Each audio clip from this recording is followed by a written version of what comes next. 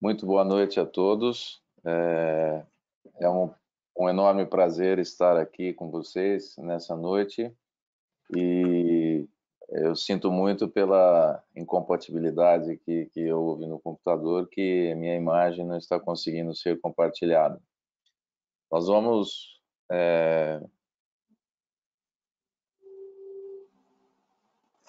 Vamos a esperar unos minutitos, doctor Marcelo, vamos a esperar unos minutitos que se conecte más personas. Só a computadora também agora não consegue ir. Tá terrível.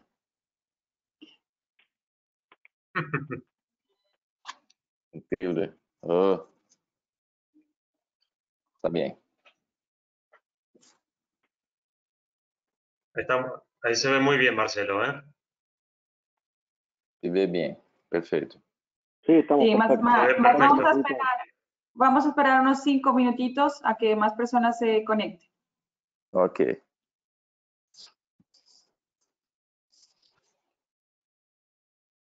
Igual como se escucha muy bien, Marcelo, intentemos cambiar por ahora ninguna cuestión del sistema, las dudas, ¿eh? Sim, não, estou escutando bem, perfeito, mas realmente Bárbaro. não temos a imagem. Está bem.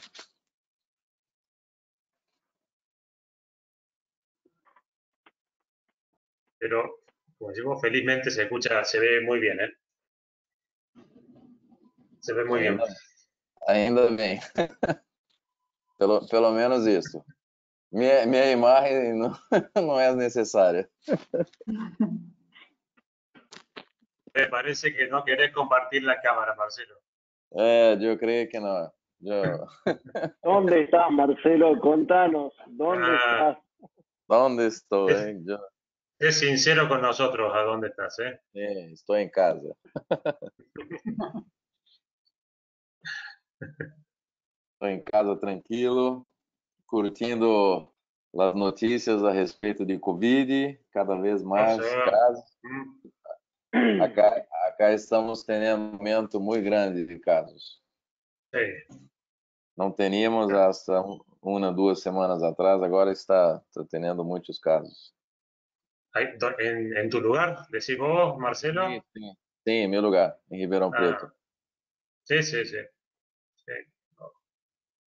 Sí, pues las noticias que vienen, que se escuchan aquí, que siguen teniendo una curva en ascenso, ¿no, Marcelo, en Brasil? Sim, a curva está em ascensão, sim. Infelizmente, agora fizemos 3 meses de quarentena e agora que estava começando a trabalhar, os casos também aumentaram. Então, es algo muy parecido nos dijo Antonio Salvador en Chile, que habían estado flexibilizando un poco en Santiago y luego tuvieron que dar marcha atrás porque los casos comenzaron a ser más frecuentes, aumentaron la curva, entonces, bueno, nos contó algo parecido los otros días. Exato. Sandro, Marcelo, si les parece, podemos ir largando. Yo estoy listo. Dale, Bueno, Rubén. Cuando ustedes quieran, chicos, cuando ustedes quieran, largamos. ¿Podemos? Vamos. Buenas noches a todos. Estamos en esta noche, que les agradezco la presencia. Estamos culminando la trilogía de endurología. Contamos, en este caso, tenemos el honor de contar con el doctor Baptistucci, que nos va a hablar de algunos trucos con relación a la ureteroscopía flexible. Les agradezco muchísimo todo el esfuerzo que han puesto Alejo y Sandro Barea para este evento, y muy especialmente a Quintia, que ha peleado contra nuestra idiosincrasia para poder manejar todo lo que es tecnología. Realmente nos ha ayudado muchísimo en toda la organización. Agradezco también mucho a Lumenis, que nos ha permitido dar esta plataforma para poder llevar a cabo este evento, y también a otras empresas que están en endurología, que nos han colaborado para poder llevar a cabo este evento. Boston Scientific, Coloplast y Promedon, que también nos han apoyado. Y muy especialmente también al doctor Ariel Isa, que va a coordinar este evento.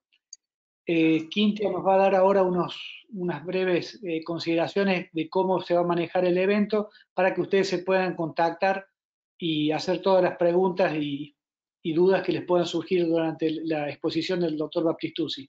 Muchas gracias a todos. Gracias, doctor Bengio. Bueno, gracias a todos por unirse a este nuevo capítulo.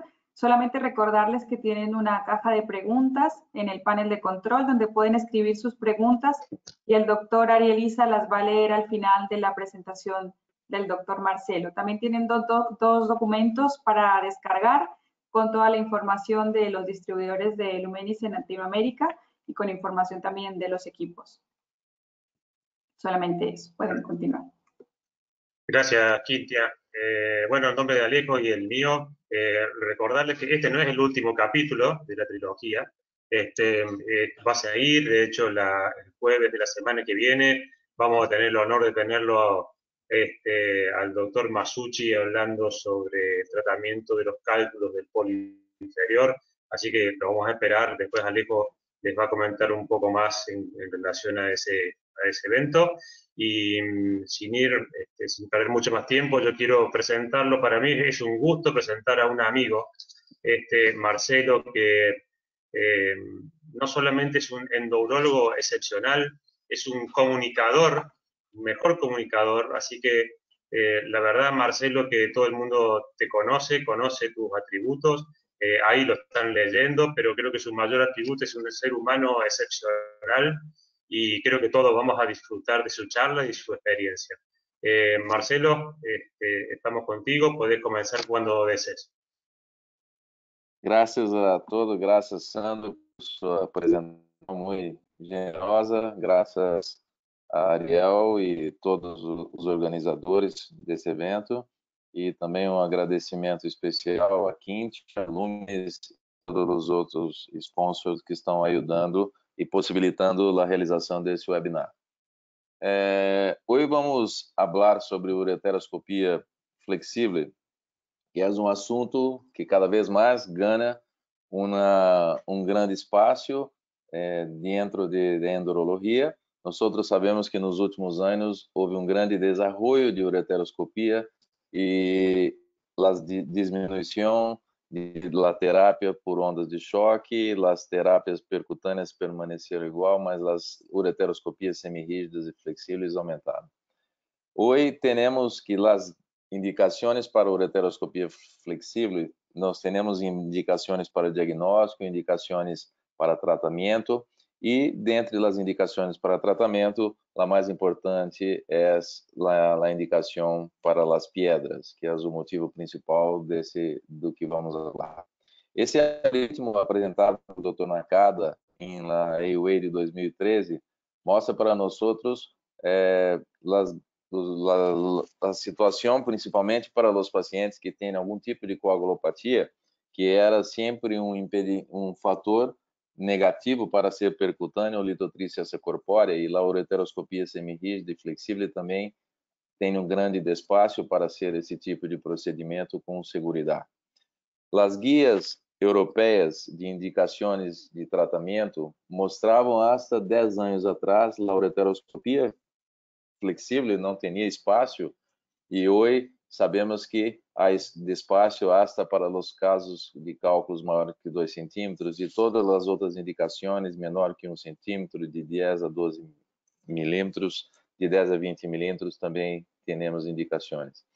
E em polo inferior do rinhão, que sempre foi para nós um problema muito grande em termos de tratamento, nós sabemos hoje que a ureteroscopia flexível tem espaço muito interessante juntamente com a cirurgia mini percutânea. O que é importante saber quando hacemos cirurgia flexível, nós devemos conhecer muito bem todo nosso equipo, devemos ter um rack de cirurgia adequado, uma fonte de luz adequada, a mesa tem que ser radiotransparente, radiolúcida, a mesa operatória onde ponemos os aparatos flexíveis têm que ser uma mesa larga, é importante porque o flexível também é muito largo.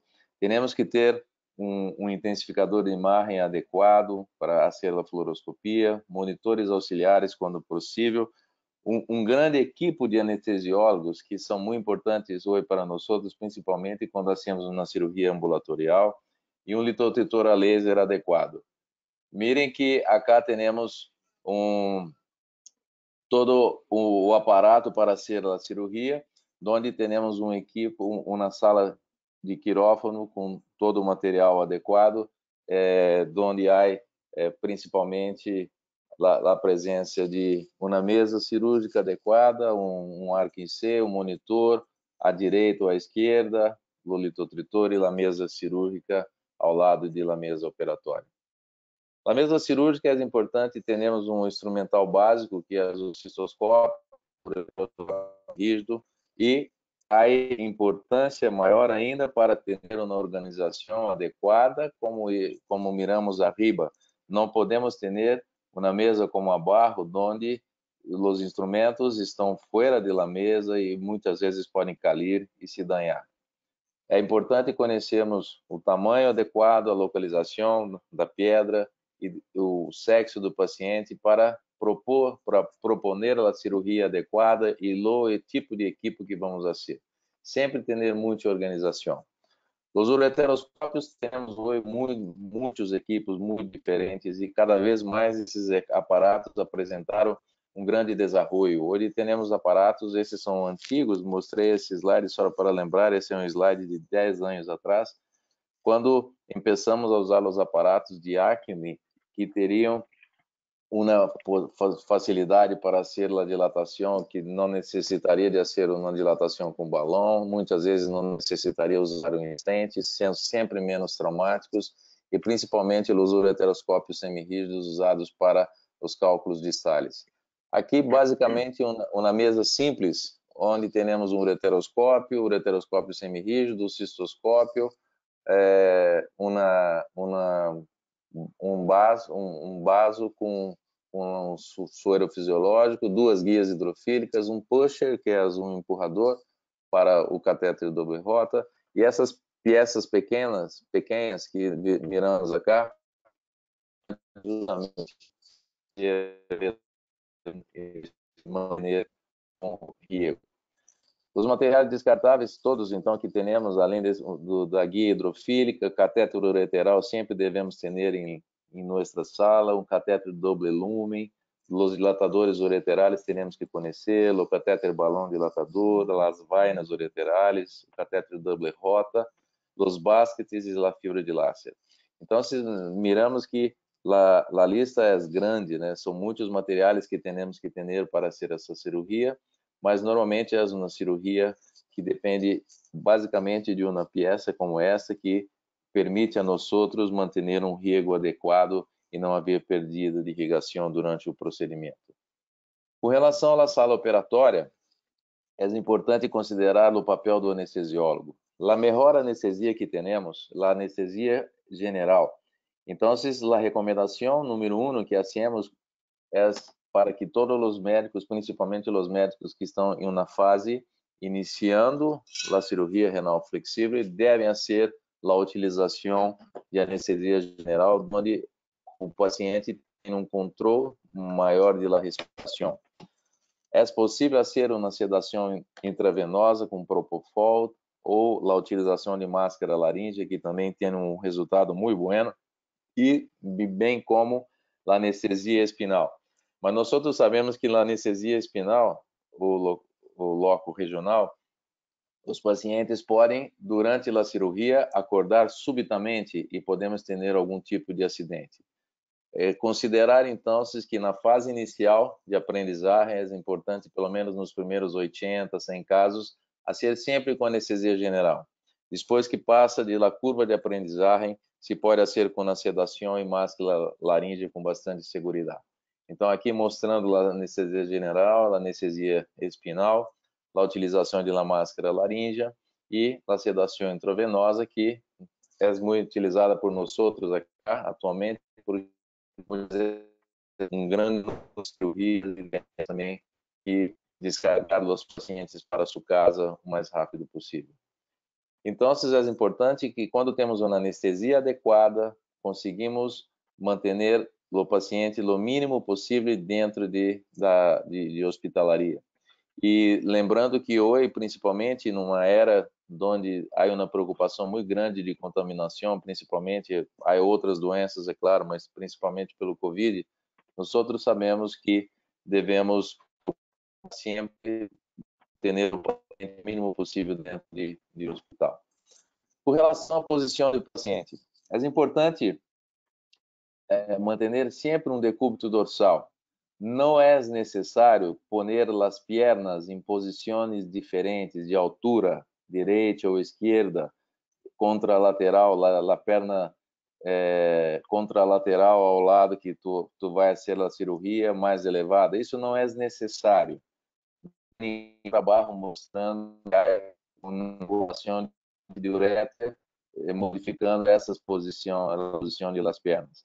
É importante lembrarmos que o paciente, quando temos um cálculo de polo inferior, sempre devemos manter, e aí a opção de escolha é muito dependente do médico que vai fazer a cirurgia. Pode ser a posição supino intermédio, supino bar, pode ser supino total, qualquer que seja a posição, mas manter o paciente preparado para ser uma cirurgia combinada.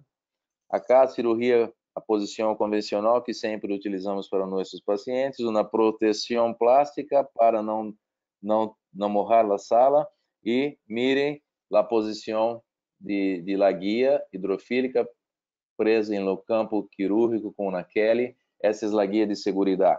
A guia de segurança é um elemento que devemos sempre manter com muito cuidado. Mas o que acontece quando não conseguimos entrar em ureter, ou quando entramos em ureter, mas não conseguimos progredir em ureter, ou quando estamos em riñón e não conseguimos visualizar a pedra, ou então quando temos uma pedra presa em um basquete e não conseguimos pela mesma. Sempre devemos ter em mente que a cirurgia renal flexível tem que ter seus passos técnicos seguidos sempre da mesma forma. O cirurgião deve manter sua maneira de fazer a cirurgia, qualquer que seja ela, e aí sim, dentro desse universo, procurar sempre fazer da mesma forma para ter uma experiência maior e para ter um resultado que seja mais satisfatório. Sempre devemos começar a cirurgia com a cistoscopia e com as guias. E um truque interessante é sempre manter uma guia de segurança, como eu estava falando. Essa é uma obrigatoriedade que temos. Muitas vezes questionamos, hacemos sem guia, hacemos com uma guia, com duas guias, mas sempre, independente de qualquer coisa, vamos nos recordar quando não temos uma guia de segurança e temos algum tipo de acidente dentro do ureter ou dentro do riñón. Então, aqui miramos a cistoscopia, hecha com o cistoscópio. Normalmente não é o que hacemos de rotina, porque a cistoscopia, principalmente em mulheres, hacemos diretamente com o ureteroscópio. Mas acá mostrando o passo técnico básico que hacemos. A utilização da ureteroscopia, principalmente em mulheres e ninhos, hacemos como primeiro passo da cirurgia, e é hecha de uma maneira, hacemos sempre com rígido de rotina, usamos o cistoscópio flexível para fazer esse tipo de procedimento, principalmente porque é um aparato de custo um pouco caro para nós outros e não é necessário. Há possibilidade de fazer essa cirurgia wireless? Sim, há possibilidade. Hoje temos os instrumentos que permitem há dois tipos de vaina em mercado que permite a nós fazer a subida rápida de la vaina com apenas uma guia. E aí sim, temos que a vaina ureteral vai se comportar como se fosse a própria guia de segurança. Quando tu tem ureteral, pode ficar sem a guia de segurança e vai conseguir ter um mesmo resultado que tem quando hace a cirurgia com duas guias. As guias que temos são vários tipos. Temos as guias hidrofílicas puras, as guias hidrofílicas mistas, que são híbridas, e as guias teflonadas. Procuramos sempre utilizar as guias hidrofílicas. As guias hidrofílicas são mais fáceis para ser uma negociação com ureteres que são tortuosos, com cálculos impactados. Ela traz menor dano para a mucosa do rinhão e para a mucosa de uréter. Existem vários tipos no mercado e todas elas são muito importantes, todas elas são muito buenas. E lembrando que sempre devemos fazer, para começar o procedimento, a inserção de duas guias que vamos fazer um trilho. Esse trilho é um caminho natural onde o ureteroscópio semirrígido vai conseguir entrar. Muitas vezes nessa situação devemos utilizar uma guia hidrofílica um pouco mais forte, que se chama stiff, um fio super stiff, tem vários tipos, e em alguns casos temos que usar as guias com as pontas anguladas para negociar com alguma obstrução. Lembrando que isso pode encarecer um pouco o procedimento. Aqui, então, mirando a passagem da primeira guia, que pode ser feita com ureteroscópio ou com cistoscópio, e preferencialmente é interessante manter o controle radiológico, sempre, nós vamos falar mais adiante, mas sempre tomando muito cuidado para não danhar a mucosa do rinhão. A segunda guia, por sua vez, pode ser ter sua passagem feita com ureteroscópio, cistoscópio, o catéter coaxial ou o catéter doble lumen. Nós outros acá miramos a passagem com cistoscópio, com ureteroscópio, com catéter doble lumen e o controle radiológico da ascensão de segunda guia, que também é importante para procurar manter sempre a guia em la pelvis renal. É muito interessante esse tipo de abordagem, porque acá procuramos mostrar toda a simplicidade de nossa técnica e a maneira mais tranquila de fazer com segurança, sem ter a poner a vida do paciente em risco. Acá temos a pielografia ascendente. A pielografia é muito importante de fazer. Por quê? A pielografia permite a nós ter uma imagem em contraste do rinhão, coisa que não hacemos antes da cirurgia, porque hoje hacemos as tomografias sem contraste normalmente.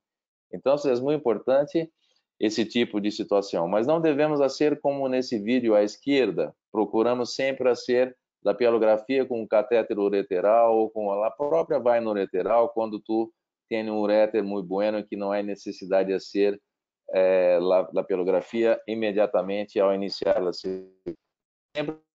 Então, principalmente para os uréteros que estão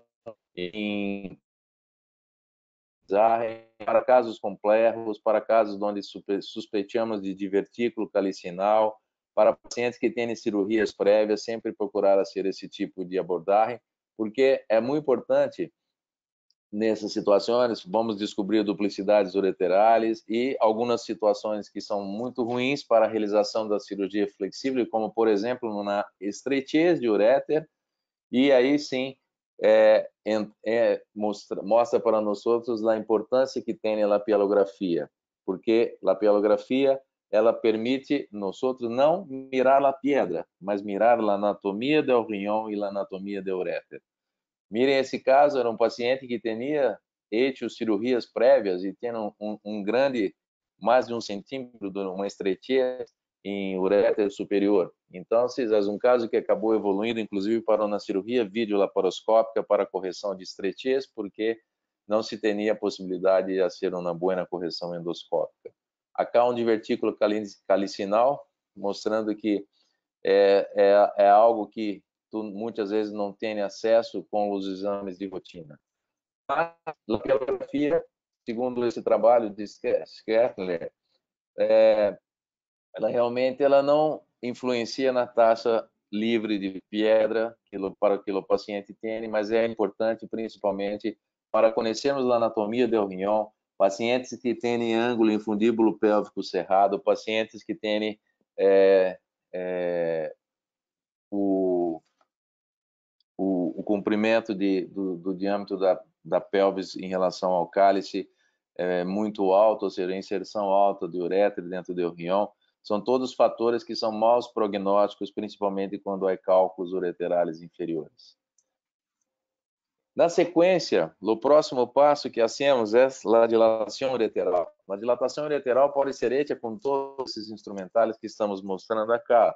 O catéter double lumen, o catéter coaxial, os dilatadores sequenciais, o catéter balão dilatador e, principalmente, o ureteroscópio. Lembrando sempre que nós devemos sempre procurar uma maneira adequada de subir em ureter. É muito importante não danhar a mucosa do ureter, porque o ureter é uma estrutura muito delgada, muito delicada, é uma cavidade virtual.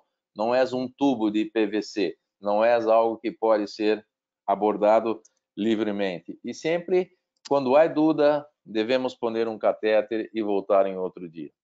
Esse é o catéter double lumen que todos conhecem, que permite uma dilatação também, permite a passagem de 2 guias e por ele também podemos injetar contraste, ou seja, é um material que tem uma dupla utilidade.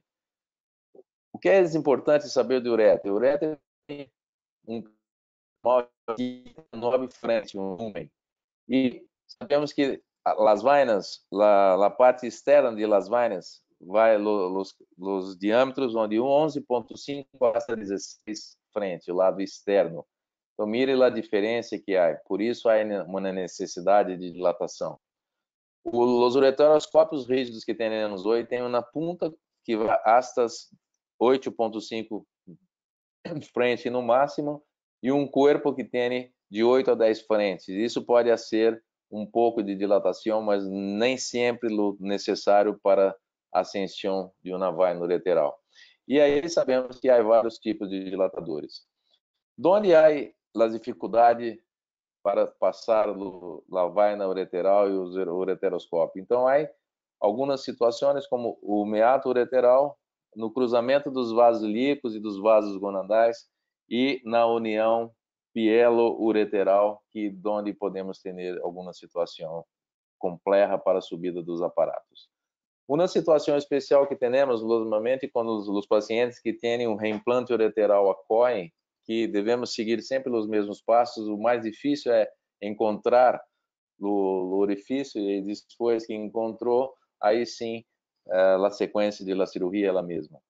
Os ninhos sabemos que em cerca de 50% dos casos se consegue o acesso direto sem a necessidade de dilatação.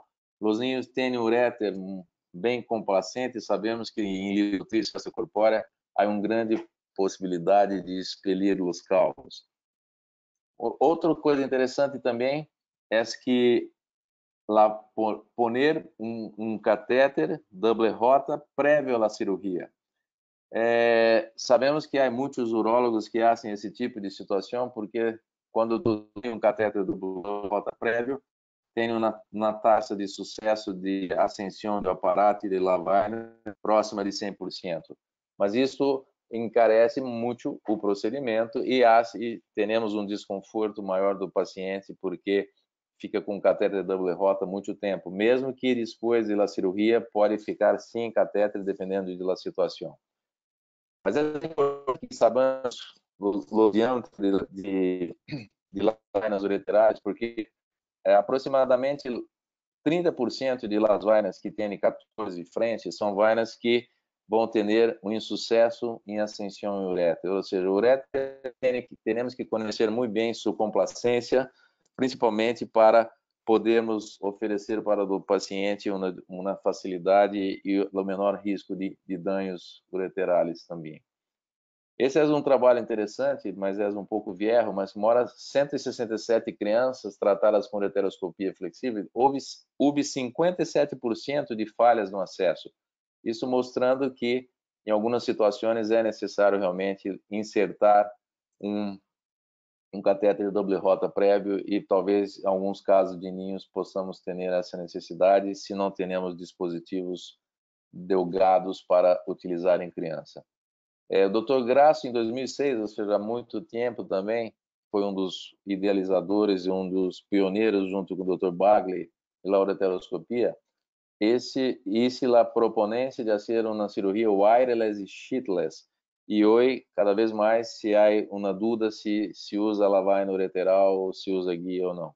Dr. Bagley, em 2005, também fez a mesma observação, mostrando que existe uma falha na passagem do ureteroscópio flexível sem dilatação, quando nós temos cerca de 1/3 dos casos, quando nós temos um diâmetro de 9 frentes do aparato que vai subir.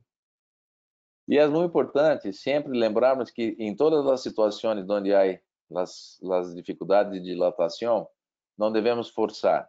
Quando forçamos, sempre procuramos evitar o dano do uréter, porque isso vai ser muito mais custoso para o paciente do que a ser uma cirurgia simples de cirurgia para resolver seus cálculos. Esse estudo Cruz mostrou para nós outros que em 2012, quando foi feita essa publicação, que sempre se propõe a utilização da ureteroscopia semirrígida para ser prévia à cirurgia renal flexível. Então, hoje é universal, sempre então procurar fazer quando possível a utilização do ureteroscópio semirrígido e junto com o ureteroscópio semirrígido também a ser a utilização de 2 guias, uma de seguridade e outra de trabalho. E o que temos com a ureteroscopia semirrígida? A ureteroscopia semirrígida, por ser hecho diretamente sob visão direta, nós não temos uma diminuição da radiação, ela permite um tratamento de cálculos ureterais, permite a nós verificar a complacência do uréter e, por sua vez, a aciladilatação. Devemos manter sempre, o tempo todo, a mucosa, as guias visíveis. As guias servem de referência, e muitas vezes tu está subindo por uma guia que vai ter o contato, mas sempre que há uma dificuldade para subir pela mucosa, devemos parar e não forçar e poner um doble rota para evitar esse tipo de complicação que podemos ter. Então, é sempre importante quando temos um cálculo como esse, um cálculo impactado que não permite muitas vezes a subida. Nesse caso, conseguimos depois de um tempo de cirurgia, mas sempre vamos batendo no lito de centro para a periferia. É diferente do rinhão. Sempre procurando ter um lumen, e quando temos um lumen, passamos uma guia. Então, aí sim, para começar a cirurgia com mais segurança. E mantendo sempre a vejiga drenada para diminuir a pressão no trato superior. Essa é uma foto na tomografia em decúbito, mostrando a tortuosidade que temos em uréter. Então, o uréter é muito fácil de ser danhado por um aparato quando tu não hace tudo que tem que fazer. Acá temos um catéter balão dilatador, e esse catéter balão tem uma vantagem para alguns casos, principalmente quando há uma dificuldade para acessar o meato ureteral. Então, tu tem que conhecer e saber que é um aparato que deve utilizar. Então, quando estamos com dificuldade para acessar o uréter, devemos esvaziar, deixar a vejiga vazia, intentar a dilatação e muitas vezes fazer uma rotação de 180 graus do aparato semirrígido, porque aí temos que o bisel do aparato vai ficar numa posição mais favorável para subir e ascender hasta o uréter e depois para ser a cirurgia. Esse é importante, então, mostrando essa maniobra de 180 graus. E lembrar sempre que temos todos os tipos de materiais para utilizar, os dilatadores sequenciais, o catéter balão, pode, em alguns casos, nós outros não hacemos de rotina, pode se dilatar o ureter fazendo uma meatotomia, mas na dúvida, sempre voltar em um segundo dia, porque é importante manter o paciente seguro e o paciente sem nenhum tipo de dano em seu uréter. Lembrando aqui, mais uma vez, a estreitez ureteral, sempre procurar fazer a dilatação somente na parte distal do uréter, nunca na parte média e proximal, porque há um risco também maior de dano e de ter complicações. Quando hacemos a dilatação com catéter balão, devemos sempre evitar a dilatação porque aí podemos danhar, romper o uréter e lateral ir para o reto peritônio. Esse catéter balão tem umas características muito semelhantes, de 15 frentes de diâmetro, normalmente de 4 a 10 centímetros de comprimento, hoje normalmente se usa de 4 centímetros.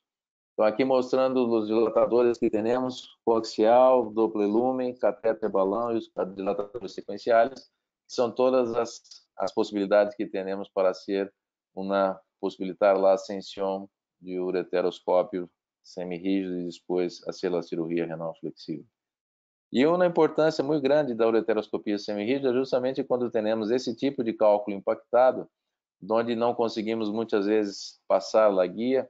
Então, a passagem de guia sob visão direta é muito mais seguro, muito melhor, porque aí conseguimos não ser um falso trajeto e conseguimos o nosso intento, e aí mais uma grande utilidade da ureteroscopia semirrígida. Essa é uma outra maniobra que se pode fazer para retificação de uréter. Então, se pode palpar o abdômen inferior para o uréter permitir ficar mais retificado e diminuir a possibilidade de dano. E também tu pode utilizar a seringa e mesmo a bolsa de pressão para abrir o uréter.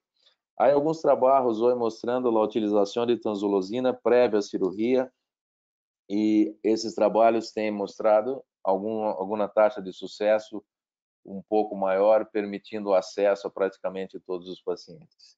Então, lembrando sempre que quando não podemos acessar o uréter, quando não podemos avançar o scope, temos a possibilidade de usar o catéter balão, o mandril da bainha de acesso, usar guias com a ponta, guias hidrofílicas com a ponta angulada, usar guias mais firmes, catéter Doppler lumen, e se não conseguimos nada, podemos pôr um catéter Doppler rota e envolver em um segundo momento. Uma dúvida que hoje temos sempre com relação à vaina de acesso ureteral. Nós sabemos que a vaina de acesso, normalmente, ela facilita, principalmente para os médicos que estão começando a ser a cirurgia, principalmente porque facilita as entradas e saídas do aparato. Esse talvez seja para os tipos de láser que temos, que não hacemos um dust verdadeiro na grande maioria das vezes, os láseres de baixa frequência, temos a possibilidade de utilizar as canastas para sacar os fragmentos que ficam. E muitas vezes, quando não há a vaina, é muito difícil retirar todos os fragmentos, porque a entrada e saída de uréter sem vaina pode danar muito facilmente o seu equipamento. Hoje temos muitas vainas no mercado, são todas elas têm as características mais variadas possíveis, a qualidade muitas vezes são muito parecidas. Algumas permitem a passagem de uma guia apenas, algumas permitem a utilização a realização de uma pielografia ascendente. Mas o mais importante é a possibilidade de entrar e sair, de remover os fragmentos, de retificar o trato urinário e de facilitar, muitas vezes diminuindo o tempo operatório. Ajuda a diminuir um pouco a pressão intrarrenal, apesar de ter alguns trabalhos atualmente mostrando que isso não é o ponto mais importante. Existem vários tamanhos e vários comprimentos. Normalmente tem um papel muito importante com relação à realização das cirurgias, e hoje temos as vainas como essa, a vaina de várias empresas. Essas duas vainas permitem a nós outros usar de um guia apenas, mas essa gama de vainas nós sabemos que realmente há muitas dúvidas se aumenta a taxa de stone free. A vaina que permite a subida rápida com uma guia só, justamente para diminuir o custo, e a própria vaina vai servir de guia e vai facilitar, então, para a realização de la cirurgia. Acá temos a lubrificação de la vaina para ascensão uréter, e a ascensão normalmente procuramos fazer sob radioscopia, principalmente, mais uma vez, falamos quando estamos na fase inicial de cirurgia. Acá, mais uma vez, lubrificando a vaina. Essa vaina é uma vaina que tem 2 canais, um canal também de trabalho e uma que permite a injeção e a realização do contraste de pielografia. Agora, quando a vaina não sube, nós outros temos uma possibilidade de fazer a retirada da guia, porque muitas vezes a guia de segurança está dificultando a subida de la vaina. Então, se depois que hacemos isso, nessa situação podemos ter a subida de la vaina. Então, muitas vezes uma guia, simplesmente uma pequena guia que nós outros não consideramos tanto, pode impedir a subida de la vaina ureteral. Então, esse é um pequeno truque que ajuda muito quando tu tem um ureter que tem pouca complacência. Mas sabemos que na não utilização de vaina também é possível, né? E principalmente sabendo que esse trabalho clássico de Rapaport de 2007 mostra para nós outros que os pacientes que usam vaina ureteral invariavelmente se ficam sem catéter doble rota, são pacientes que em 37% das vezes voltem para o hospital para o serviço de urgência. Existe muitas dúvidas com relação à isquemia. Os trabalhos do Dr. Preminger mostram que não há isquemia na parede ureteral quando a cirurgia tem uma durabilidade 1 hora, hasta 1 hora e meia. Normalmente, sempre lembrar que o ureter tem no máximo 10 frentes de lumen, e o uso de vainas pequenas facilita então a subida e facilita a cirurgia.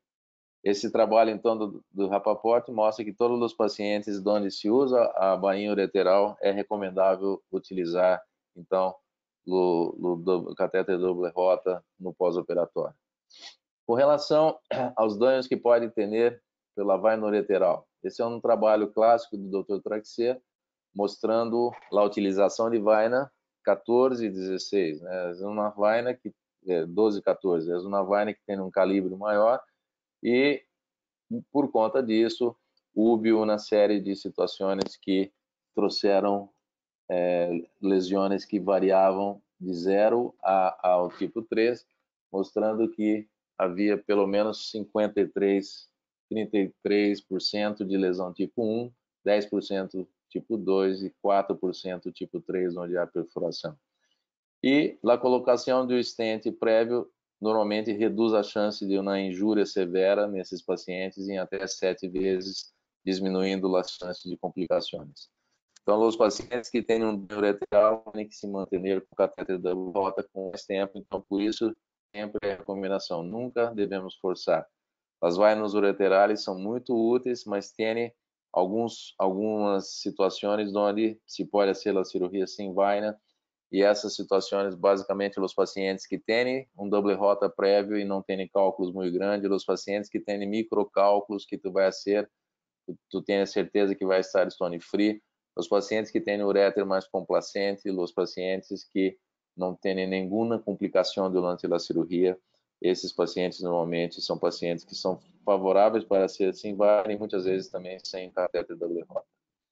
Com relação aos ureteroscópios flexíveis, hoje temos um número muito grande de ureteroscópios que são de altíssima qualidade, de ureteroscópios reusáveis, e temos agora cada vez mais o surgimento dos ureteroscópios desecháveis. Hoje, há poucos anos atrás, tínhamos somente 1, 2 aparatos no mercado, e para manter e sustentar um custo que tem esses aparatos semi-rígidos, nós outros sempre procuramos ter o máximo de cuidado com os aparatos. Então, um dos cuidados que temos quando hacemos a cirurgia para tentar manter o aparato por muito mais tempo é sempre procurar o mesmo médico a ser a utilização do aparato, a mesma enfermeira a ser a limpeza e armazenamento e cuidados de esterilização do aparato, a utilização sempre que possível, né, cambiando o sítio de las pedras de lugar, tirando os cálculos de polo inferior para polo superior ou médio, procurando não usar o aparato em deflexão, que normalmente se pode forçar mais. Então, sempre esse é o cuidado que temos maior, é o cuidado que devemos evitar para manter nosso equipo mais seguro e manter uma boa durabilidade. Mas sabemos que é muito difícil, porque cada aparato desse tem um custo muito elevado. E os custos de reparo para nós outros, aí temos os vários tipos de aparato, os custos de reparo para nós outros são muito grandes. Para os europeus e americanos que fazem a fabricação desses tipos de equipo, os custos são diferentes quando vai se reparar um aparato ou $1.000, $2.000, né? Para nós outros em Brasil e toda a América Latina, tenemos sempre que comprar um aparato novo e ceder o nosso aparato viejo para cambiar. Então, muitas vezes devemos sempre pensar que esses aparatos têm um custo muito elevado e cada vez mais, então, teremos espaço para os aparatos desecháveis. Esse aparato de Boston foi o primeiro que surgiu já há alguns anos. Tem uma característica própria, é um aparato que tem uma durabilidade de 4 horas, é de uso único e tem um monitor especial para sua utilização. Esse trabalho muito interessante de 2013, já há muitos anos, mostrando a qualidade da imagem e da visão. Acá temos um pequeno vídeo para mostrar a característica, né, mostrando que tem uma visão muito boa, uma deflexão também muito boa, e uma comparação muito parecida com os aparatos digitais que temos, que são reusáveis, mas com uma característica muito diferente e muito importante. É um aparato muito leve, é um aparato muito delgado, é um aparato muito delicado, e ele permite a nós outros, muitas vezes, fazer uma cirurgia que tem tempo, um cálculo maior, e assim termos um menor cansaço e termos um menor desgaste de nosso corpo. Acá temos um outro tipo, que é o aparato de Poulsen. O aparato de Poulsen, mirem acá à direita, é um aparato que é o novo aparato de Poulsen, é um aparato que tem uma possibilidade de ter uma cabeça de câmera que é permanente e o corpo do aparato do flexível é reusável, é desechável, mas é reusável. É possível fazer a esterilização em Esterra ou fazer a esterilização em Sidex. E com isso se consegue uma imagem digital também muito boa. Esse NeoFlex é um aparato que tem uma vantagem, que é interessante, que ele usa qualquer tipo de monitor, não necessita de ter um monitor especial. E esse também, que é uma cortesia aqui da Rocamed, é um aparato que também tem uma imagem muito boa e permite a nós outros uma boa visualização de tudo que estamos fazendo. Então, esses hoje os aparatos que tem aí sem número de aparatos de chinos e outros mais que estão invadindo o mercado e cada vez os preços estão ficando mais baixos e cada vez está ficando mais fácil a cirurgia flexível. Tem alguns trabalhos mostrando os tempos de procedimento, comparando os tempos com relação à utilização dos aparatos digitais desecháveis, é muito menor estatisticamente, tem uma característica de visão muito parecida e muito melhor no caso aqui que um aparato analógico de stores e muitas vezes também um campo visual, uma abertura de campo visual muito parecida, muito semelhante à luz de um coche, né, que chega hasta 80, 90 graus. Também com relação às deflexões, os aparatos todos são muito parecidos e em termos gerais, temos que as características desses, me perdão que aqui não é reusável, disposable, desechável, a comparação entre Litovil, Poulsen e NeoFlex mostra que a única diferença mais importante é o monitor que NeoFlex não precisa. Então, sempre lembrando que quando não conseguimos visualizar uma pedra no rinhão, devemos sempre entender então a irrigação adequada, na deflexão primária, o aparato tem que ser muito bueno, deflexão secundária também, podemos usar a fluoroscopia para nos ajudar e muitas vezes temos que fazer uma rotação do aparato. Esses são os movimentos básicos que hacemos quando hacemos uma flexível, a rotação do punho, os movimentos para trás e para adelante, a deflexão ativa e muitas vezes a micro-rotação que é hecha com a mão não dominante. Então, mire que muitas vezes quando hacemos a rotação do aparato, a imagem vai se cambiando se rota para a direita, se rota para a esquerda.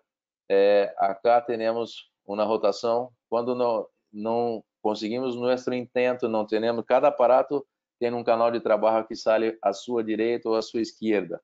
Então, mire acá, esse é um aparato de stores, onde do lado esquerdo temos a saída de la canastilha à esquerda e girando os 90 graus, vemos que 180 graus a canastilha sai do outro lado.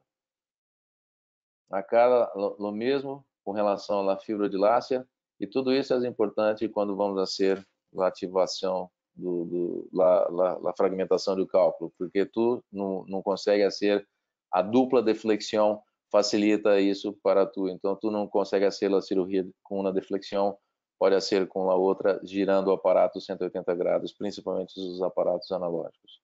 Com relação aos movimentos, então, temos aqui à esquerda, segurar o aparato digital como um endoscopista digestivo, mantendo sempre com cuidado a vaina e o aparato alinhado. Acá, uma posição diferente para segurar, onde seguramos com uma maior delicadeza e acá, fazendo a micro-rotação com a mão não dominante. E o terceiro é uma maneira que usamos muito aqui em nossa cidade e procuramos manter o aparato como um aparato semi-rígido, facilitando a utilização do mesmo. Sabemos que esses aparatos todos têm, os trabalhos todos que temos, principalmente os americanos, são trabalhos onde as taxas de reparo se empeçam com 15 a 20 usos apenas. E hoje temos sempre que procurar manter esses aparatos cada vez mais funcionando o máximo que podemos. Esses aparatos desejáveis, quando que nós devemos utilizá-los? Quando nós devemos fazer a indicação? Primeiramente, para os médicos que estão no início da curva de aprendizagem, é muito importante ter um aparato que se pode quebrar. Os serviços grandes têm que ter para backup para os aparatos reusáveis que se pode quebrar durante uma cirurgia. Ele está sempre listo para uso. Então, é daí sua diferença e sua importância de ter sempre em tu serviço. Pacientes que têm infecções infecto-contagiosas graves, como HIV, hepatite C, etc. Procedimentos onde nós teremos dificuldade técnica, com certeza. Cálculos que estão em posições muito desfavoráveis, principalmente em polo inferior ou em lugares onde vamos fazer muita deflexão. E também quando teremos a possibilidade de quebra do aparato, por exemplo, em cálculos grandes, cálculos complexos em polo inferior, etc. Então, isso aqui só para ilustrar, miramos que a inserção do aparato semi-rígido, normalmente, do flexível, sempre procurar ser com uma guia, sempre procurar ser com radioscopia, e quando há a utilização de visão direta, tu não necessita de fazer radioscopia nem usar a guia, como vemos acá nessa situação, que realmente é algo que nos faz a diferença em termos de fazer uma cirurgia mais tranquila e wireless. Fluorless. Hoje procuramos cada vez mais fazer cirurgias onde temos a utilização mínima de fluoroscopia. Acá mostrando a subida do aparato sob visão direta, utilizando radioscopia e sem vaina ureteral. Mirem que muitas vezes o aparato não tem o torque adequado, mas é totalmente factível e é possível ser. Esse é o aparato de pulsing que eu estava falando para vocês do lado direito, que é um aparato que tem essa cabeça de câmera permanente, e essa parte é desejável, mas pode ser usada por algumas vezes. Com relação à irrigação, o risco é muito importante para o paciente para fazer a cirurgia renal flexível. Hoje sabemos que cada vez mais não devemos utilizar pressões arriba de 40 centímetros de água, que isso equivale a mais ou menos 29,3 centímetros de mercúrio. Procurando sempre usar uma seringa e um equipamento de dupla via e utilizar a gravidade como riego para começar o procedimento. Devemos aí sim manter o sistema lleno, porque o ureteroscópio, se tu mantém o riñón cerrado, as mucosas ficam umas cerca de outras e é muito difícil para conseguir fazer a cirurgia. O flujo sempre para barro, e não devemos usar bombas de irrigação e mecanismos que dão picos de pressão muito elevados. Sempre mantendo a barriga drenada e sempre tentando com isso diminuir a pressão interrenal. Essa peça é muito importante para nós outros.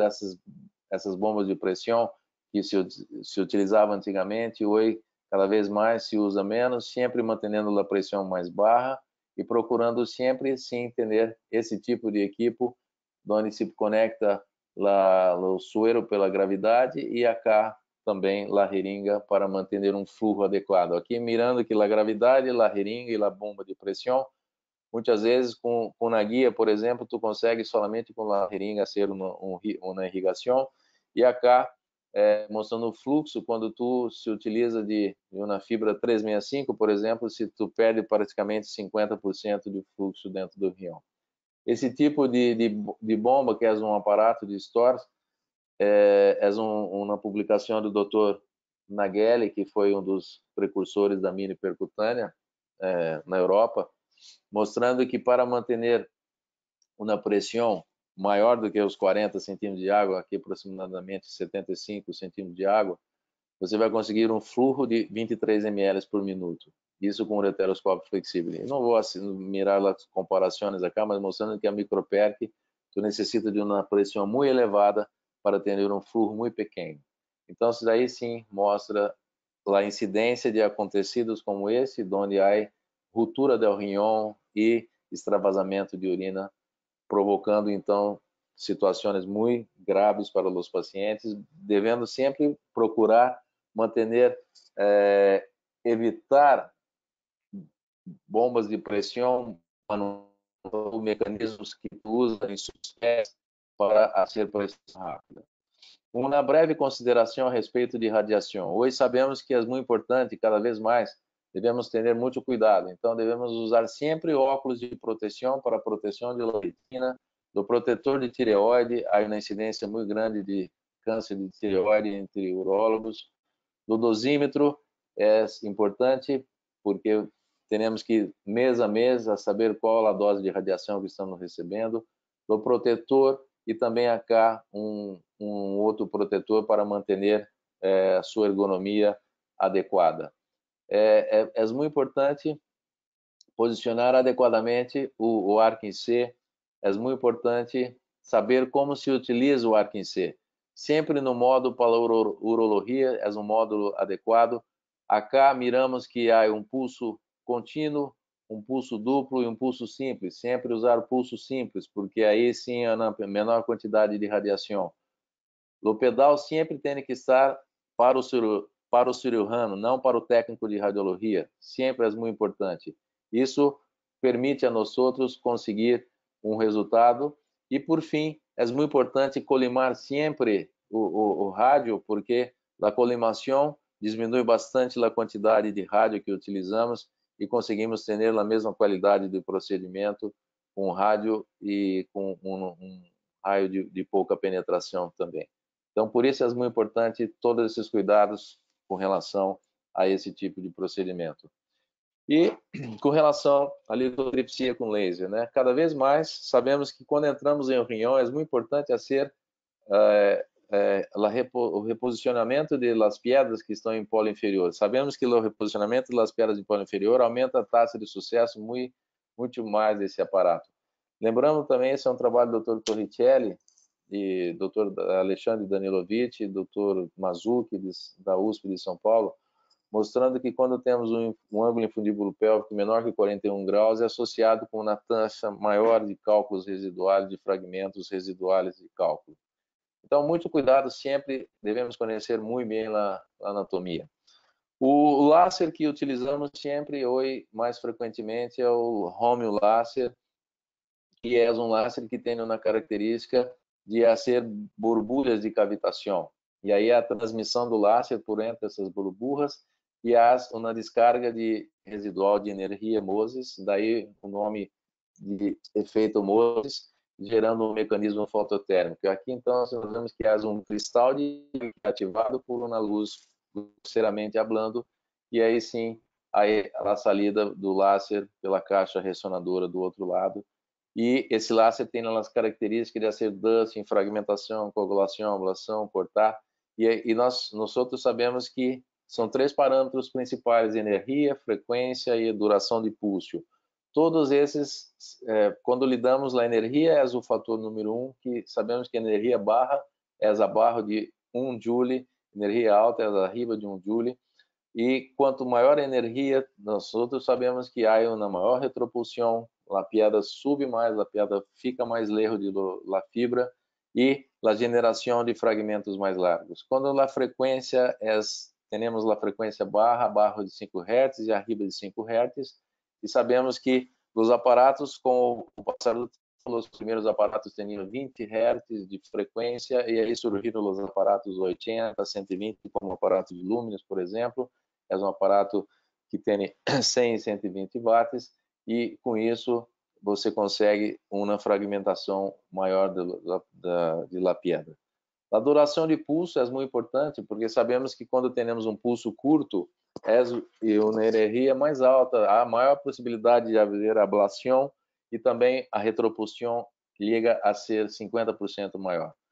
Com um pulso largo, temos uma menor degradação de la ponta de la fibra e uma menor retropulsão.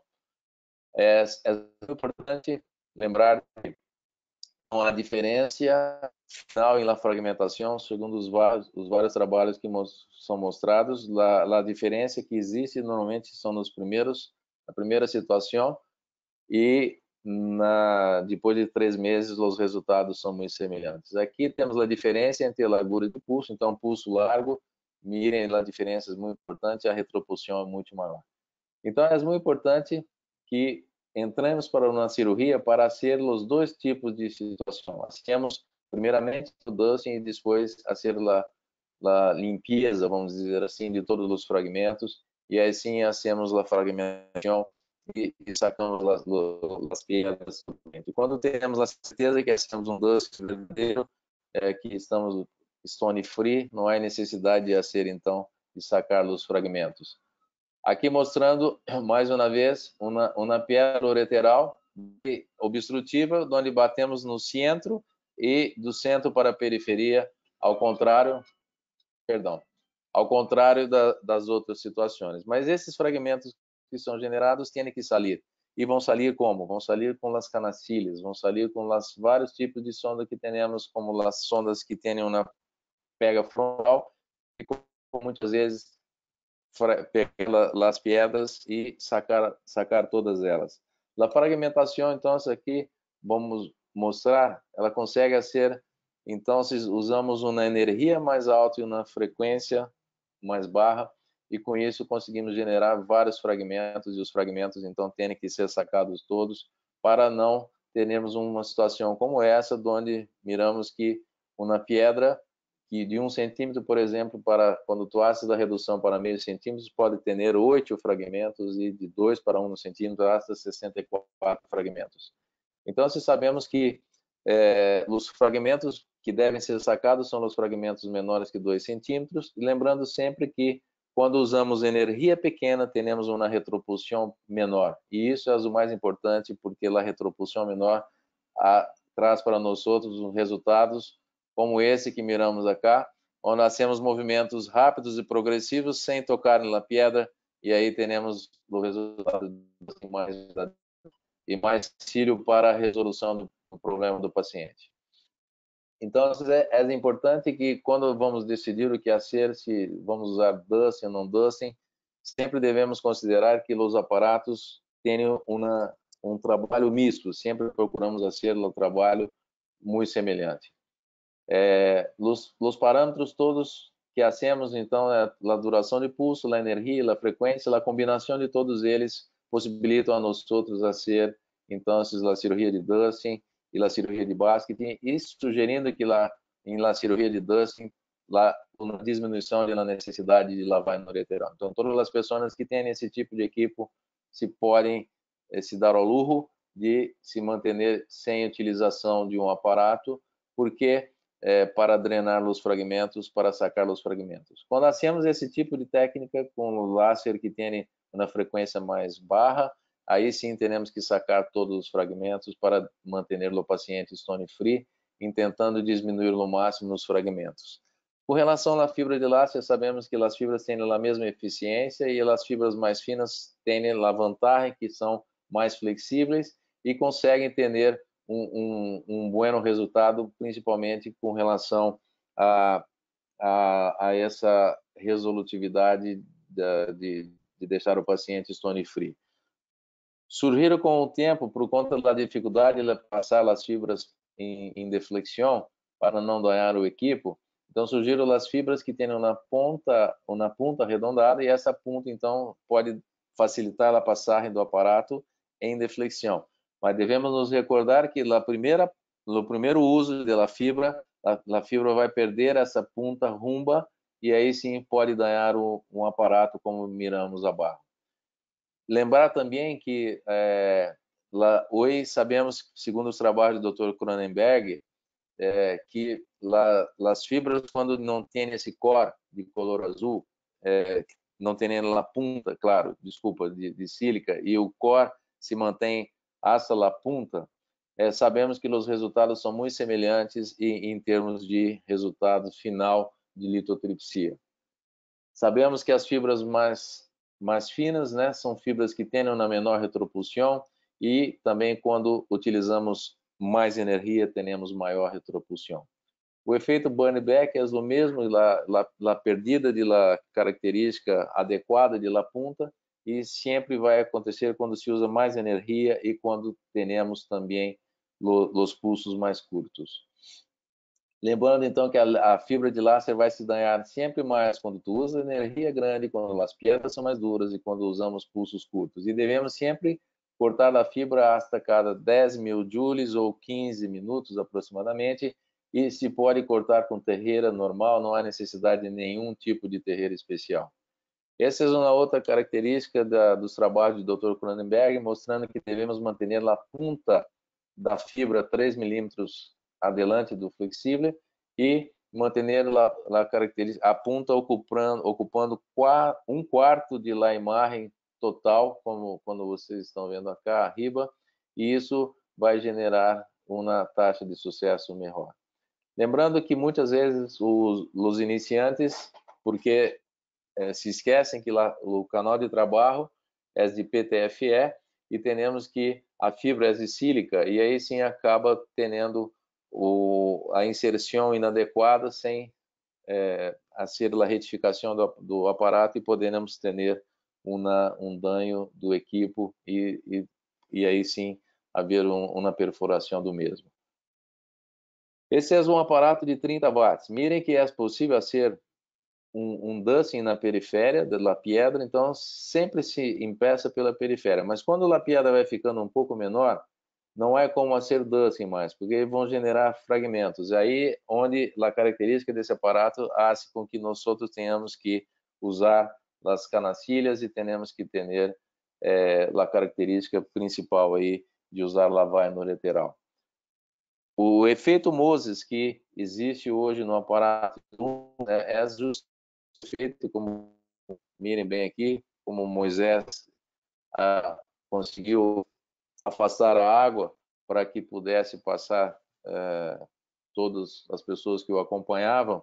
Então, o efeito Moses é justamente esse mesmo efeito, que é o nome que foi descrito no início, que as burbujas de gravitação criam um espaço onde se passa o láser, e aí sim, esse aparato consegue ter uma combinação perfeita de fragmentação e utilização de baskets, diminui bastante a retropulsão, e com isso diminui o tempo de cirúrgico, talvez barrando os custos de cirurgia e tendo baixas taxas de complicação. As desvantagens que tem no dusting, muitas vezes a ponta da fibra se desgasta mais, temos fragmentos residuais no início que são mais frequentes que os fragmentos, segundo o trabalho do consórcio ED, e há um consumo do sistema de laser de 4 a 5 vezes mais.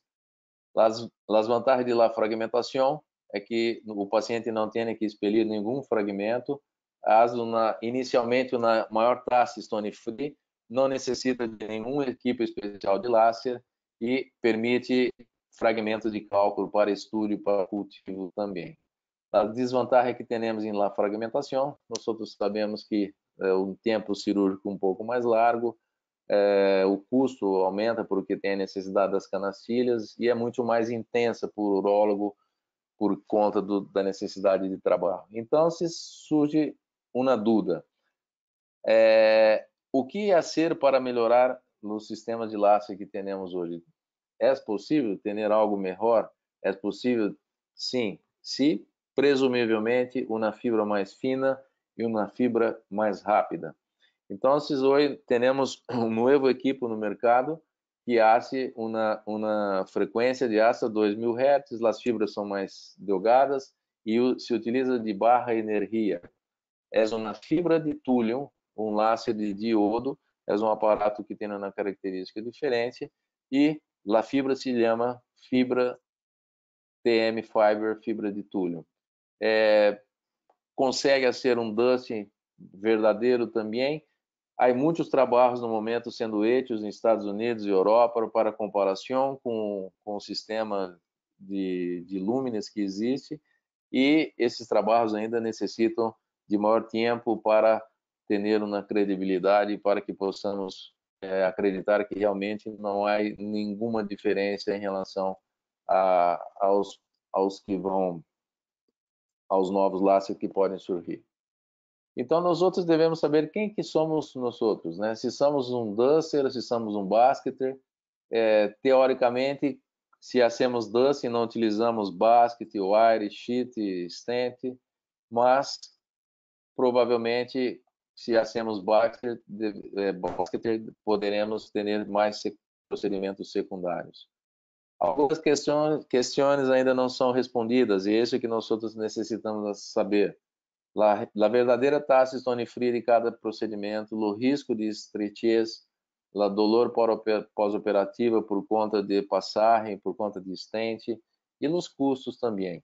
Esse é um trabalho do consórcio ERI, que foi publicado com um N muito pequeno, então mais novos trabalhos são necessários, mostrando que a taxa stone free no primeiro momento era maior com a utilização de basket do que com a utilização de dusting, mas depois de 3 meses os resultados são parecidos. Lembrando que os pacientes que têm que saber o que querem, porque se vão a ser uma LET, eles podem ter que passar os fragmentos, e se vão a ser uma flexível, eles não querem ter fragmentos para passar, ou seja, eles querem resolver os seus problemas, eles querem ter uma pedra totalmente quebrada e querem que todos os fragmentos como esses abaixo vão sair, e ele quer ficar stone free. Depois de todo o procedimento, então, nós outros sempre procuramos sacar o aparato sob visão direta, a lavaina também sai sob visão direta, e acá à direita miramos quando é um truco a mais, quando estamos terminando o procedimento e há alguma piada um pouco maior, tu pode sair junto com a lavaina lateral, a piada sai cercana de la punta de lavaina, como estão vendo acá, e aí sim é um método também muito seguro e um truco simples para resolver e sacar uma piada maior. Lembrando que para evacuar sempre devemos usar cestas, canastas bem pequenas, os fragmentos têm que ter menor que 2 milímetros, as cestas têm que ser tipless, totalmente tipless, são canastas que para tirar esse tipo de cálculo necessitam ser sempre sob visão direta, nunca devemos sacar uma pedra de sistema urinário sem estar mirando o tempo todo o que está acontecendo. E, mais uma vez aqui, lembrando, então, a remoção de fragmentos que pode ser feita por dentro de lavaina, pode ser feita juntamente com lavaina, e para os médicos que fazem as cirurgias sem vaina, procurar ser um dusting verdadeiro para que o paciente não tenha problemas no pós-operatório. Com relação à pielografia ascendente e final, é importante que o urologista na curva de aprendizado sempre deve ser, porque é uma seguridade para ter a tranquilidade de saber que não há dano de uréter, para que não tendo lesões ureterais ou um posicionamento inadequado de um catéter double rota como esse, que está totalmente fora do trato urinário. Com relação ao doble rota, sempre lembrar que a inserção do mesmo deve ser ética quando tu usas lavai no ureteral. Então, se usa lavai no ureteral, deve procurar usar o doble rota. Se tem o doble rota prévio e ácila cirurgia, pode manter sem doble rota. Se tem uma cirurgia totalmente tranquila, sem maiores danos e com certeza estômago frito, pode manter no paciente sem stent depois de uma ureteroscopia não complicada. Os vários tipos de catéter, os vários tipos de maneira de colocar. Lembrando que os pacientes, para manter sem doble rota, não pode ter nenhum tipo de trauma, nenhum tipo de extravasamento de contraste, não pode ter muita manipulação ureter, tem que ter sua litise totalmente resolvida, não pode ter estreiteza ureteral, não pode ter história de infecção, hidronefrose prévia. Lembrando que esse é uma punta que temos radiopaca e EK e para poner a ser sem o uso de cistoscopia. Então, utilizamos esse tipo de marcação. Podemos poner o doble rota sob visão direta, como acá, ou como a direita, onde vamos poner usando um pouco de radioscopia. E aí sim, temos a marca radiopaca que está acá e sacando a guia, o catéter doble rota fica bem posicionado. Então, se fizesse uma maneira prática e rápida de fazer essa cirurgia. Com relação aos alfa-bloqueadores, há uma série de trabalhos mostrando que eles diminuem os sintomas urinários, diminuem a dor e uma melhora na saúde geral com relação ao pós-operatório desses pacientes que fazem esse tipo de cirurgia. Existe aí uma série de situações dos pacientes que necessitaram de mais opioides com a utilização, menos opioides quando se utilizaram de alfa-bloqueadores. Com relação às imagens no pós-operatório, é muito importante se recordar que alguns pacientes podem ter obstrução silenciosa ou mesmo uma obstrução silenciosa sem sintomas e perder um rion ou obstrução pós-operativa. Então, é importante se manter com 30 dias e pelo menos até 90 dias exames de imagem para ter certeza que esses pacientes não têm nenhum tipo de complicação. Os pacientes que têm danos ureterais, litíase impactada crônica, doenças pré-renais, estenose pré-existente, dor e febre pós-operatório, esses pacientes com certeza devem ser um estudo mais delicado, mais detalhado, que seria uma tomografia. Então, para terminar a ponência, lembrar que devemos conhecer muito bem a anatomia do paciente, o planeamento pré-operatório adequado, instrumental totalmente apropriado, metodizar sua maneira de tratamento, sempre conhecer a hora de parar, conhecer o componente de la piedra, fazer uma combinação de dosing e fragmentação, procurar sempre sacar os fragmentos maiores que 2 milímetros, sempre fazer uma avaliação metabólica, fazer a ablação quando necessário, terapia médica expulsiva quando necessário e procurar sempre escolher o paciente corretamente, ficar confortável e, se possível, ficar sentado e com o monitor à sua frente, sempre usar uma guia de segurança, sempre iniciar com o ureteroscópio semirrígido, sempre que possível usar uma vaina ureteral, principalmente quando tu tem uma curva de aprendizagem ainda começando e quando tu não tem um láser de alta frequência. Procurar sempre usar o dilatador balão somente na parte distal e a irrigação no máximo 40 centímetros de água. Lembrar que os movimentos manuais são rotação e deflexão solamente, e ir para adelante e volver, e micro rotações com relação com a mão não dominante. A fibra sempre tem que ser delgada e os baskets sempre tem que ser tiples. E se tivermos qualquer problema, devemos voltar um outro dia. Doutor Sandro, doutor Ariel, ¿están escuchando? Marcelo, sí, Hola. excelente, Marcelo, ¿sí? ¿Me escuchas? Acá estamos, Marcelo. Excelente tu presentación, Marcelo. Excelente como nos tenés acostumbrados y muy clara, la verdad que muy clara.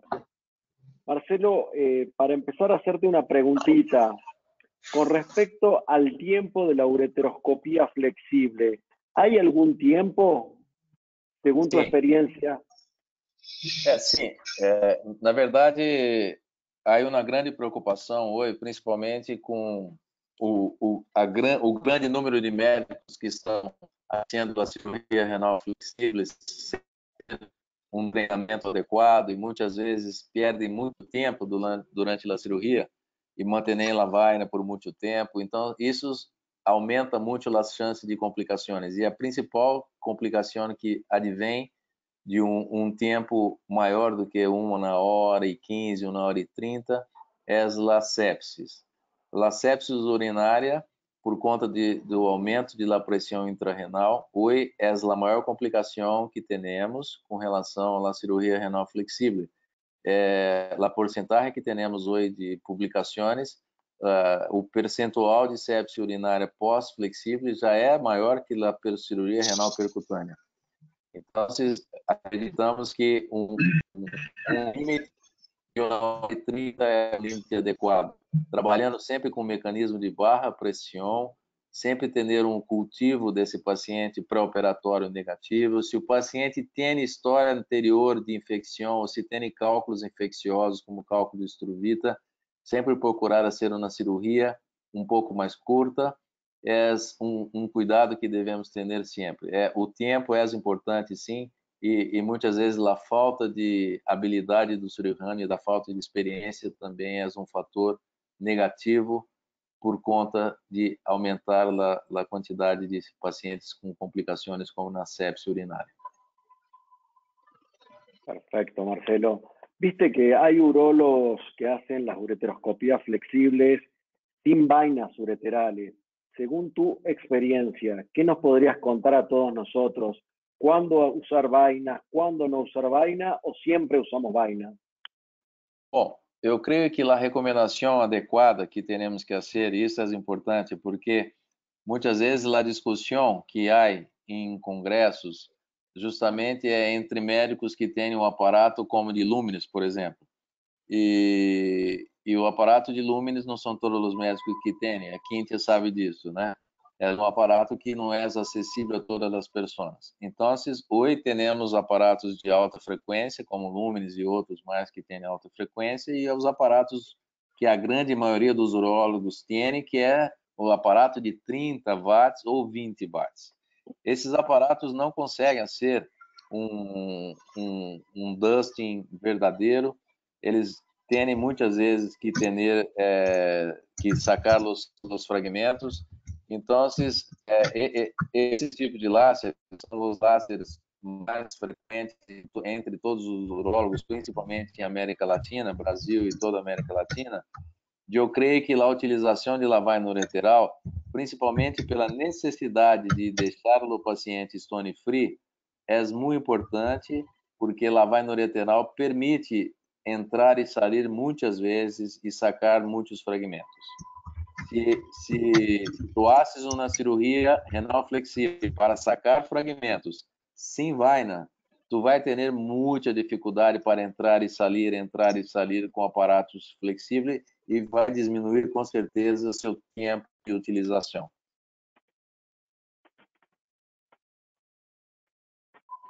Perfecto, muy claro lo que nos acaba de decir.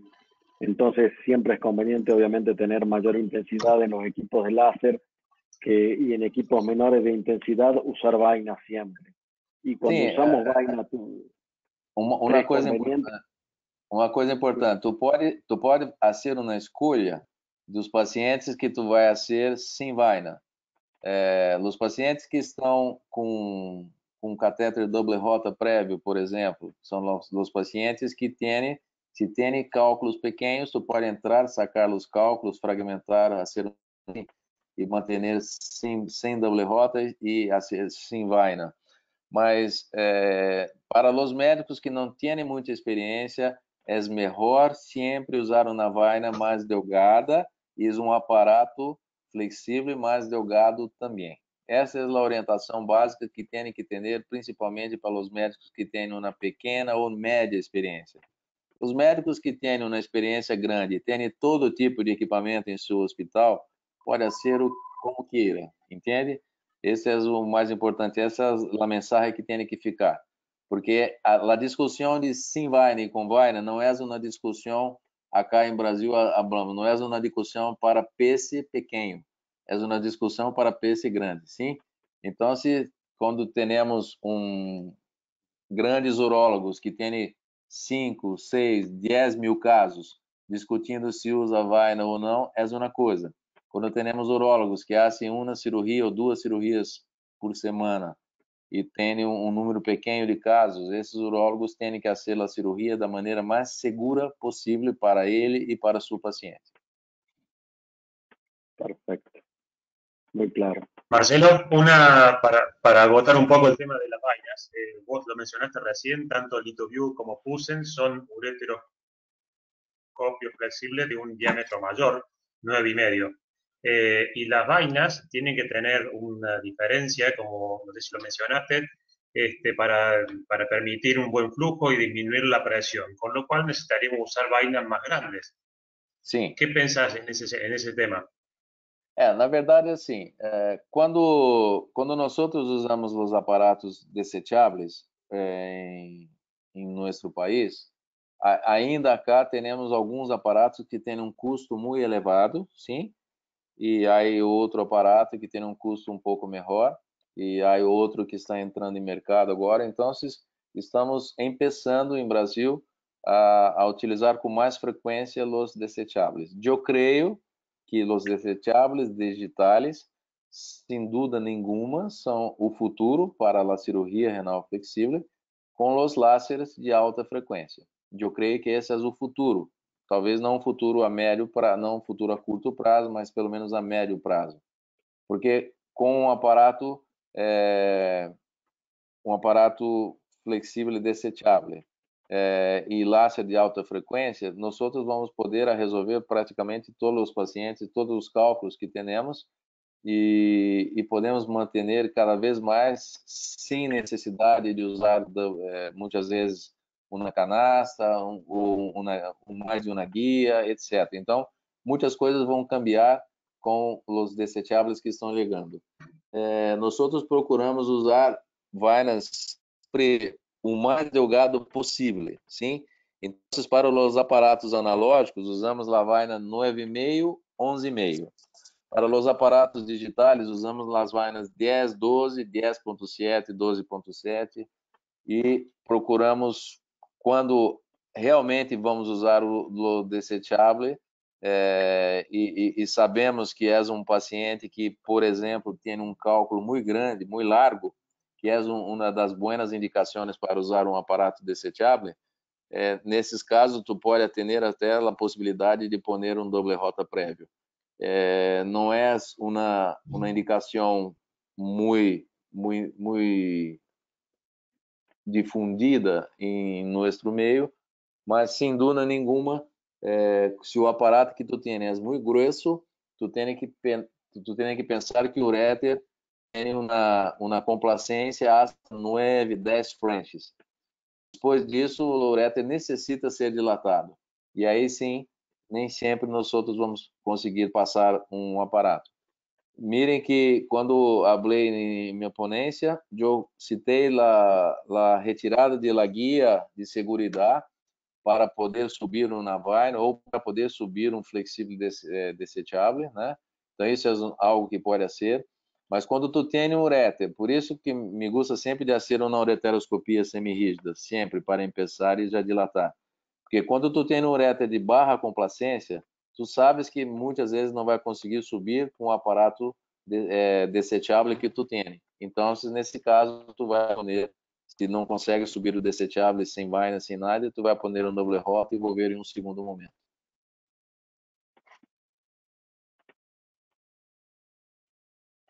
Excelente, Marcelo. Perfecto. ¿Hay alguna otra pregunta, Ariel? Con respecto a la presión de agua, me gustaría, Marcelo, consultarte. Nos explicaste claramente lo de la bomba y todo, pero si nos podrías explicar nuevamente cuál es la presión que usas vos. Hoy procuramos utilizar cada vez mais, principalmente por conta de tudo que foi se cambiando ao longo dos anos. Há poucos anos atrás, a ureteroscopia flexível se falava muito em fazer a cirurgia com pressão um pouco mais alta e manter a vejiga drenada e a vaina ureteral com o objetivo de intentar melhorar a drenagem e diminuir a pressão intrarenal. Mas nós outros sabemos que mesmo assim, quando tu utilizas uma pressão arriba de 40 centímetros de água, tu tem um aumento muito grande do refluxo pielo-venoso, pielo-canalicular. E aí sim, aumenta muito a chance do paciente ter sepse, ter ruptura de rinhão, ruptura de fórnice renal. Então, hoje o que procuramos fazer é o seguinte: hacemos muitas vezes solamente em uréter podemos utilizar um pouco de pressão, muitas vezes, assim, quando há um uréter que há um pouco de dificuldade para subir, mas raramente utilizamos pressão. Subimos com o aparato com o riego pela gravidade, sim, até chegar ao rinhão. Chegando ao rinhão, eu espero 2, 3, 4 minutos com o riego pela ação de la gravidade, para limpar o sistema coletor, porque muitas vezes há algum sangue, há algum resíduo de cálculo, alguma coisa que a urina pode estar um pouco túrbia. Então, eu espero em torno de 4 a 5 minutos, e aí quando o rim está limpo, aí sim começamos a fazer a ureteroscopia para procurar as pedras e fazer a fragmentação. Me gusta muito de usar a jeringa. Eu tenho que ter um auxiliar que sabe fazer o procedimento. Por quê? Porque o auxiliar vai ficar o tempo todo manipulando a jeringa e vai auxiliar a nós outros no momento que necessitamos de ter uma visibilidade um pouco melhor, ok? Quando utilizamos o aparato que tem uma frequência muito alta, há muito polvo, a urina fica túrbia. Então, muitas vezes, aí sim, é necessário tu usar um pouco mais de riego pela jeringa para conseguir mirar a pedra e para conseguir seu intento e acabar a cirurgia. Sempre procuramos manter a vejiga drenada. Me gusta sempre de usar a vaina ureteral. Apesar de nosso amigo Mariano, eu não sei se está assistindo acá, Mariano tem uma teoria que a vaina não consegue drenar a água que está dentro do rinhão. Mas, na verdade, o rinhão ele aceita somente 10 ml, ok? Se não há hidronefrose.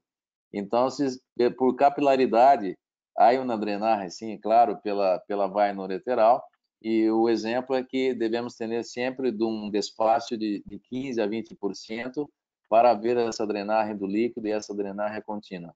Mas hoje não utilizamos mais nenhum mecanismo que hace pico de pressão, seja com seus pés, seja com suas mãos.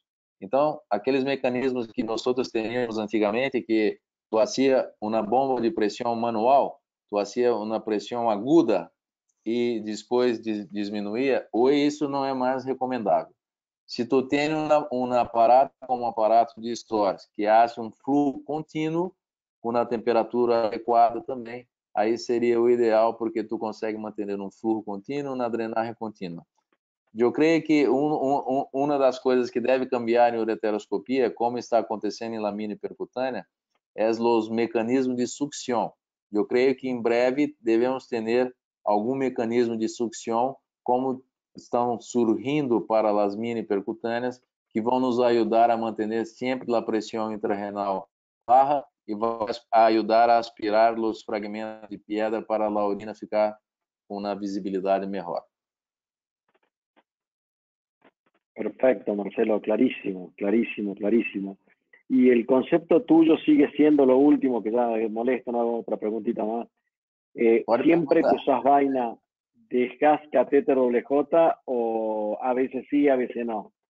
Não, sempre que eu uso vaina, doble rota.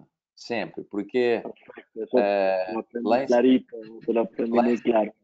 A incidência do paciente envolver ao serviço de emergência é muito elevada, porque há um edema, há pequenos coágulos do sangrado que tem, há muitas vezes alguns pequenos fragmentos, e isso tudo hace com que o paciente pode ter muita cólica. Então, é melhor tu manter, pode até manter um catéter ureteral. Se tu vai manter, por exemplo, eu quero sacar amanhã, tu pode manter um catéter ureteral simples, não um doble rota, e uma sonda vesical, e depois no outro dia tu saca a sonda e saca o catéter ureteral. Tu pode fazer isso também, mantendo uma hidratação muito boa do paciente, manter a internação. Se tu vai mandar o paciente para casa, eu creio que o melhor é manter, então, se vai sacar rápido, um doble rota com hilo para fora. Acá em Brasil não é muito comum, os brasileiros não gostam muito de fazer o uso de doble rota com hilo, mas é uma saída que tem para manter por pouco tempo, sim? E agora, para não utilizar doble rota, preferencialmente são os casos onde não usei vaina, são os casos onde tem doble rota prévio e tu tens certeza que está stone free. São os casos que conseguimos sacar todos os cálculos e não há nada para sair e tem uretra muito complacente. São os casos onde não há dano ureteral nenhum. São os casos onde não há perfuração do riñón. São os casos onde não há sangrado. São os casos que são totalmente descomplicados. Esses casos tu pode deixar sem doble rota, mesmo que tenha usado lavagna, sim? Perfecto, Marcelo, muy claro como siempre, muy claro. Muchísimas gracias, Marcelo. Muchas la gracias, verdad que ha sido doctor. una exposición increíble. Creo que pocas dudas han surgido después de lo que te escuchamos hablar. La verdad que muchas gracias por tu tiempo, tu generosidad y ser tan claro como nos tenés acostumbrado. Así que muchísimas gracias, Marcelo. Gracias, Ariel. Y gracias, Quintia. Alejo, Gracias. ¿querés anunciar la próxima charla? El micrófono. No te Así es, estaríamos Sandro, escuchando. perdón. El jueves que viene, jueves 18 de junio, tendremos la charla del doctor Eduardo Masucci sobre un update de las litiasis en el cáliz inferior a las 20 horas hora argentina. Seguramente en el transcurso de mañana ya estarán recibiendo el link para registrarse. Recordar que muchos están escribiendo, próximamente se van a subir a la página de la FAU los webinars anteriores y los certificados se entregarán al finalizar el último webinar, que es el 9 de julio. Exacto. Así que muy bien, muchísimas gracias a todos los que han estado con nosotros participando, así que los esperamos el jueves de la semana que viene. Muy buenas noches, gracias Marcelo Gracias de a nuevo. todos. Buenas noches, muchas Buenas gracias. noches. Muchas gracias. Muchas gracias a Hasta todos. luego. Gracias. Adiós. Gracias. Adiós. Adiós.